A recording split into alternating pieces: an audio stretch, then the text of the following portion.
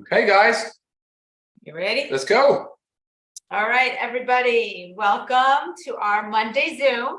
Today we are discussing a little bit jumping the gun because it hasn't launched yet, but it's launching this week.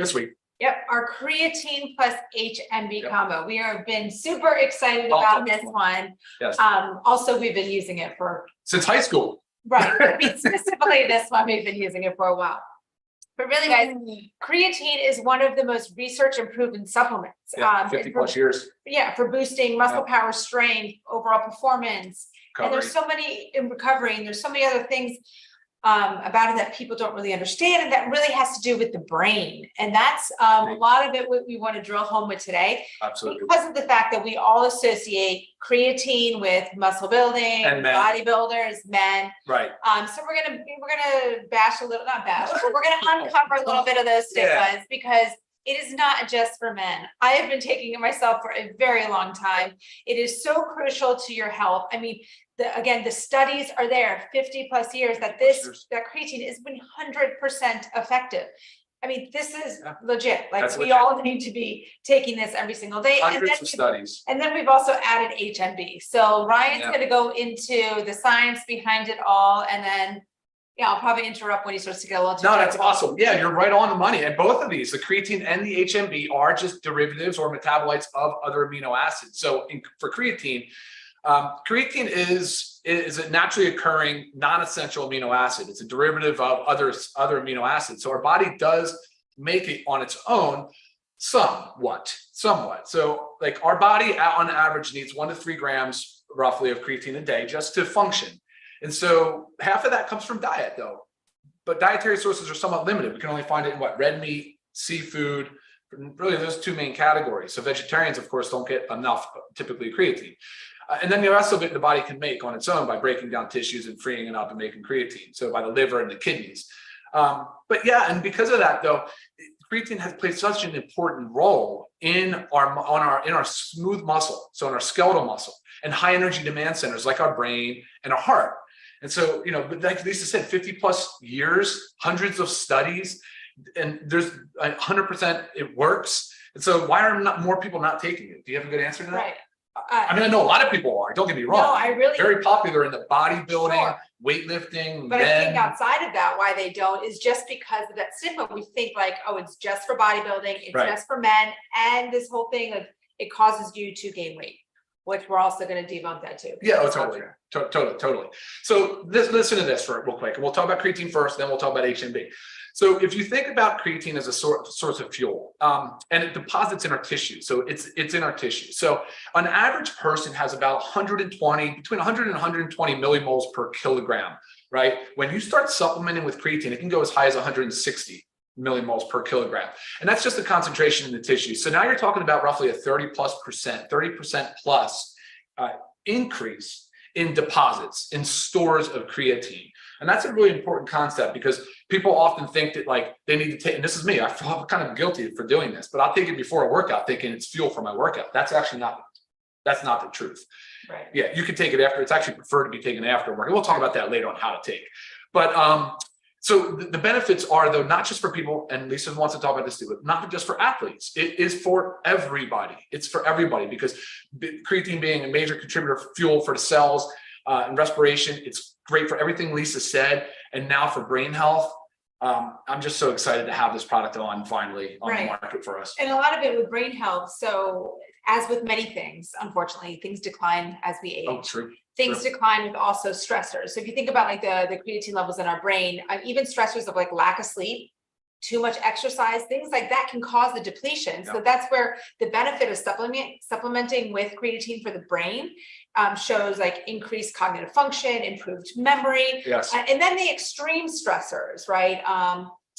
Injury, trauma. Good point. Stuff like that is the same thing that also decreases the creatine. And studies are proven to help benefit the brain in these individuals. Yeah, I love the point you just made though. For people that have injuries, creatine has been shown to be extremely beneficial in the recovery of these injuries. So, I mean, obviously as athletes, we all get injuries, but people just in general are always dealing with pain and musculoskeletal related injuries. So creatine is an awesome tool for that as well. Right. Awesome. So we've got we've got muscle, energy, brain, recovery. Yeah. And I mean, so let's talk about how the mechanism of actions, because we know, let's debunk actually what the stigma of, we think it maybe causes us to gain weight or water retention, put it that way.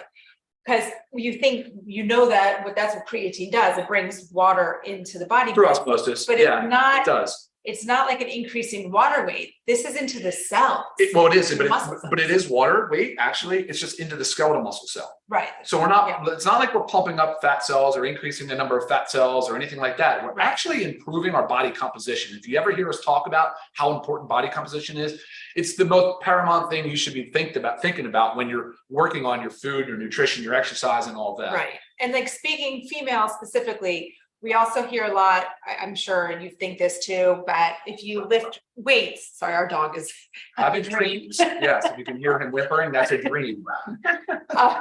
Okay, so strength training can differ. Good. Okay, strength training can cause us to bulk up. That's what we think. Okay, that is not true. Okay, it helps your body composition, as Ryan was just saying. And if the more muscle we have, the more we burn fat, the higher our metabolism. Correct. And this kind of goes with the same thing. It is literally allowing us, it's helping us to build muscle, to be more functional at what we're doing. Therefore, our body composition is changing, right? Our muscle mass is going up and our fat mass is going down. That's why we love to focus on the lean body mass. That's the goal here. So you just have to switch your mentality when you're thinking about it. Like, trust me, I'm not going to take anything that is going to cause me to feel like fluffy and put on weight and bloated. Yeah, absolutely. That's not my goal. I don't think that's anybody's goal. So just wanting you to know, again, this is not just for men. This is for across the board. And there's so many proven benefits of creatine and females. I mean, I'm telling you, you could, I hate saying Google it because you get too much nonsense in there, but I mean, like reliable, legit studies. And if you need help finding some of those, maybe we can weed them out and use the sources that we use, but so many health benefits. And then I don't know if you want to talk about it now, HMB. Well, hold on. I wanted to highlight just a study, 12-week double blind. So there was a 12-week double blind placebo-controlled study, which is like the gold standard when you're talking about trials and studies, right? So in adults with sarcopenia, which we've talked about before, it's sort of that skinny fat syndrome where people have a lack of muscle mass, but they don't really look like they're morbidly obese. Anyway, those people analyzed grip strength, gait speed, chair stand test, body composition, inflammatory markers, all of which improved with statistical significance. And I can share that study with you guys. But anyway, that's the type of stuff we're looking for here. And, you know, so we feel very confident standing here and recommending a supplement like this for 50 years of usage and over hundreds of studies. So yes, absolutely, Lisa. Let's talk about HMB. Real quick, there are other forms of creatine. The most dominant one, and the one we really want, is creatine monohydrate. So that's what's in here, because I've already gotten that email question. So just if you're monohydrate, it's the most well-studied, and honestly, it's the most affordable. So that's another, good thing. All right, guys, HMB. HMB is also another derivative of an amino acid. It is derived from leucine. Now, if you recognize leucine, you'll recognize it as one of the branched chain amino acids. It is an essential amino acid, and we preach about it because it's so important in muscle protein synthesis. And so when leucine breaks down, it makes HMB. That is what's helping the body, A, go into muscle protein synthesis, so help us build lean skeletal muscle. And B, it also inhibits the breakdown. So it interrupts proteolysis. And so it slows down the degradation of muscle mass, which of course, like Lisa talks about, starting in the age of 30, we really do start to lose a significant amount of muscle mass. So clearly HMB plays a really important role. And there's also a ton of studies to support HMB as well. It's naturally occurring and it's great for recovery. I was going to say recovery. Recovery aspect is huge. Which also is like, as we age and we continue to push our bodies, we don't recover as well. So it's just such an amazing little combination supplement here. It is, but again, not just for athletes. We're not talking about an athlete-only supplement. Yes, that is how this is going to look, and it will be talked about that way because we always encourage fitness and being active, and leading an active lifestyle and focusing on body composition. But this is for also, there was a study, here we go again, with sedentary adults on HMB with vitamin D3, I think, and showed tremendous benefit in muscle protein. Right. It helps prevent muscle wasting. Yes. That's the bottom line. Yes. As we age, our muscle wastes away. This helps prevent that. Like, again, all this is about like prevention of things that happen to us when we age, really. So we want to get on top of it. Yep. So actually, I wanted to comment. I made a note because I thought it was cool. I know a lot of the science geeks out there enjoy reading and understanding more about the mTOR pathway. So HMB actually does have a direct increase in myofibrillar protein synthesis via the mTOR pathway. So for you guys out there that like that, you can look more into that as well. So, okay. Yeah, very cool studies. Ooh. Do we know what we're selling for? No, we're not. Don't actually. It's launching this week. So. Right. But as you guys know, as with all of our prices, extremely affordable, because we want these products to get into the hands of everybody. So again, the warehouse, our manufacturer has the pallets. They're being shipped to us this week. It's going to be live. Make sure you get your hands. All right, who should take it? What should we expect? I'm going to look at some questions here too. So who should take it? Well, everybody. Okay. Well, who should not take it then? Maybe. So who should not take it? Actually, really, there's none. So the kidney thing comes up because, kidney health, because when you go to your physician and you get your blood work done and your serum creatinine, which is one of your metrics for kidney health, is elevated or on the high end of normal, if you're taking creatine, that can happen. But however, it's not actually the creatine that's causing any kidney damage. It may have just elevated that serum creatinine number a little bit, but that doesn't mean there's kidney damage. Matter of fact, dialysis clinics now, people on dialysis have been studied. They're chronically low because their kidney is not activating. Remember we said earlier about how the kidney and liver has to activate creatine in the body. If you're not getting enough in your diet, it's not doing it. So our dialysis patients are suffering with low creatine levels. And what's happening is they're losing their muscle mass. They have no energy. Their cognitive function is declining. Believe it or not, it's absolutely a big deal for them. And so now more nephrologists are adopting creatine supplementation in dialysis patients. Now, I am certainly not sitting here telling you if you're on dialysis to do that. I am telling you, though, however, to discuss it with your nephrologist or your medical provider. But it has been debunked that this causes kidney disease. As a matter of fact, there are 2 associations here, at least 2. I know there's more, and I'll read those to you as soon as I can find it. But the American College of Sports Medicine, and which you're familiar with, Lisa, you remember that, and Academy of Nutrition and Dietetics, they do not consider renal function a concern for use. So that's a really big deal because for a long time, everybody thought, well, if you have kidney damage, you can't take creatine, or vice versa, that creatine could cause kidney damage. Right. Not true. And then again, how to take. Yes. Daily. Okay. The studies show on it daily because I think I was reading that within 4 weeks. So if you completely stop the creatine, everything will reverse. 4 to 6 weeks. Correct. That's correct. Effect. Yeah. So you want to be taking it every day, ideally after a workout. Sure. No. Oh yeah. Sorry. I'm sorry. After a workout, I was always under the impression that it was almost like fuel for the workout. It's not. It's just replacing the stores that were going to be depleted by the body naturally. So after a workout with carbohydrates and some protein. And if you're not working out, doesn't matter. Just make sure you're taking it daily. We are big believers of not flavoring things when possible. So therefore this is not flavored. It's not bad. Mix it with water. It's totally palatable. Doesn't taste bad at all. Drink it. No issue. 1 scoop. It's only 8 grams, literally just creatine and HMB. There's nothing else to it. I mean, that's what's amazing about this thing. So you guys will really appreciate that. Right. And there are some benefits, like that you can combine it with taking it with carbohydrates. So this is something too, like if you were taking it after a workout, I mean, you guys can throw it into your smoothie. Like sometimes it's like the combination of things, not having to mix. Yeah, that's all I'm doing. So many things. Absolutely. And also what to expect.